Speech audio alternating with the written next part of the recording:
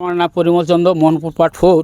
আজকে বিগত 2021-এ গড়ে এখানে ঈশান দেওয়া হয়েছে, কিন্তু কারেন্টের দুর্ভোগ থাকার গতিকে এখানেও কোনো বসতবাড়ি আমরা করতে পারি না, কারণ এইখানে পার হইয়া আমরা আইতে পারি না।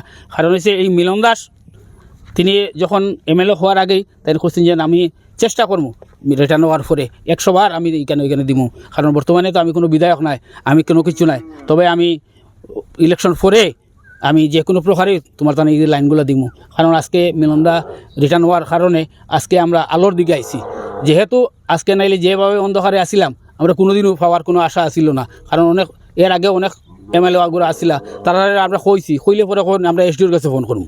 আচ্ছা ঠিক আছে, এসডিওরে কইয়া, কিন্তু এসডিওরে ফোন খরচ করিয়া আর কোনো কাজ হয়েছে না। যাই হোক, তার কারণে আজকে আমরা এই কারেন্ট পাওয়ার পাইছি।